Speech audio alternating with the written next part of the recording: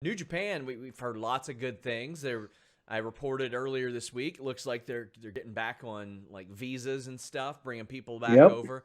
That's amazing news because I know that there were some really like big top guys that were like, I want to work New Japan during the pandemic, and New Japan said, "Sorry, bro, not happening." Yeah, it looks like the sun is coming back out and the clouds are parting and we're through this COVID storm. I mean, man, how many years has it been?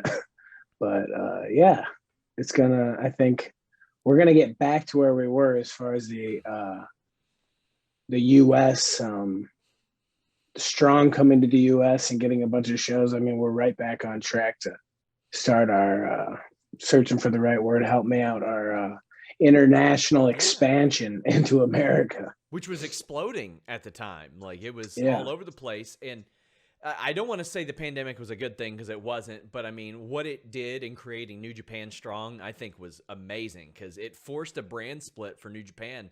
And I thought they made the best of it. And as we mentioned, Windy City Riot, April 16th in Chicago, you've got the factory there from AEW. You've got John Moxley there from AEW. You've got Josh Alexander from Impact Wrestling.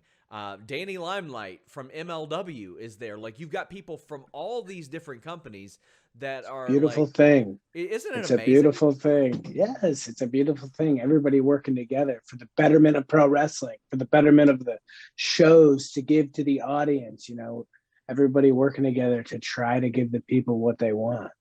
And I think the Windy City Riot is going to be, it's almost like a super show. You just named Yeah. all those people from all kinds of different companies. It's going to be awesome.